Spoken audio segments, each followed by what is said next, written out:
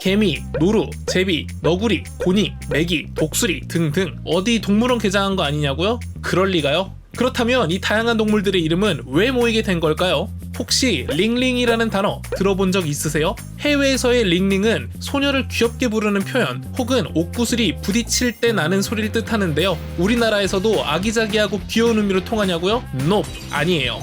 2019년 9월 우리나라 전역에 큰 영향을 주었던 태풍의 이름이 바로 링링이었기 때문이죠. 태풍 링링은 아주 강한 바람을 일으켜 항공기의 이착륙을 중단시키거나 수많은 가로수를 쓰러뜨리고 전신주와 가로 등에 큰 피해를 주었는데요. 태풍이 지나가는 동안 16만 1646가구는 정전을 겪기도 했습니다. 이쯤 되면 우리에게 준 피해와 상반되게 태풍 이름이 너무 귀여웠던 것 아닌가요?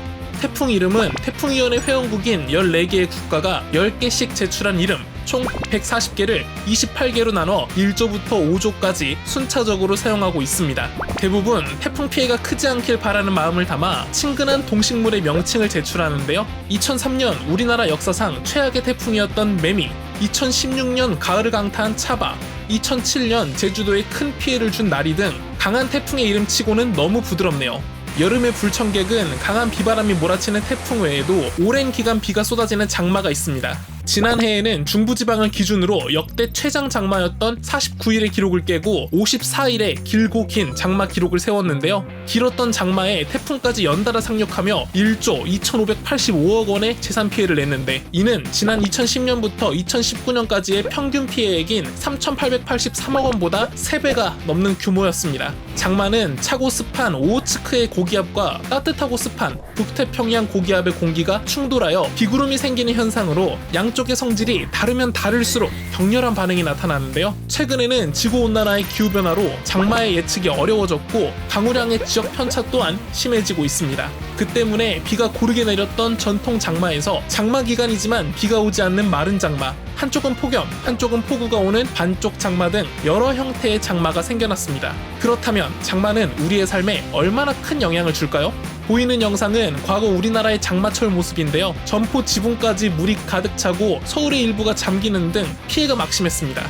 수해 복구를 위해서 학생, 군인, 경찰관 너나 할 거 없이 모두 힘을 합했는데요. 1980년대 한강 종합개발 사업 이후에는 예전과 같은 물난리 위험에서 조금이나마 벗어날 수 있었지만 여전히 크고 작은 피해는 존재합니다. 지난해에는 장마 전선의 영향으로 수위가 높아져 서울 시내의 잠수교와 방화대교 남단 등 차량 통제가 계속됐는데요. 서울시는 복잡한 도로 상황을 대비해 퇴근 시간 지하철 배차를 늘리거나 막차 시간을 조율하는 등 적극적으로 대응했으며 중앙정부는 경기도와 충청도 등 큰 피해를 입은 지역에 특별 재난 지역을 선포하여 신속한 조치를 취했습니다. 그렇다면 우리는 어떻게 피해를 예방할 수 있을까요? 장마철에는 습기 제거에 도움을 주는 굵은 소금을 꺼내놓거나 현재 온도보다 2~3도 높은 온도로 한두 시간 정도 보일러를 작동시켜주는 것이 좋습니다.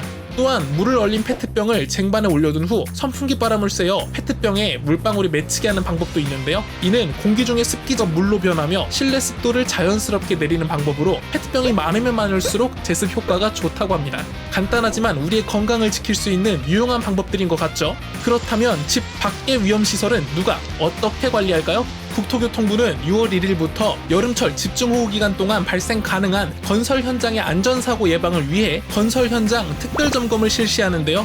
전국 936개의 도로, 철도, 공항, 건축물, 수자원 등 기타 건설 현장을 대상으로 장마철 토사유실, 붕괴 취약 구간 관리 현황과 수해 위험 요소 조치 여부를 확인하고 기둥 밑의 움직임을 방지하는 수평 연결재인 동발이나 일체형 발판 등 임시로 지은 시설의 설치 상태를 집중 점검할 계획입니다. 특히 올해는 30%였던 불시 점검을 40%로 확대하며 안전 관리를 일상화할 수 있도록 관리 감독할 계획이며 적발된 위법 사항에 대해서는 심의를 통해 관련 법령에 따른 강력한 행정 처분을 취할 것인데요. 이 외에도 각 지역에서는 장마철을 대비해 교통안전 활동을 강화하거나 공동주택과 재난 취약 시설물에 대한 안전 점검을 실시하는 등 만반의 준비를 하고 있습니다. 이번 특별 점검으로 태풍과 장마를 더욱 안전하게 대비할 수 있겠죠? 이상 오늘의 알려줌이었습니다.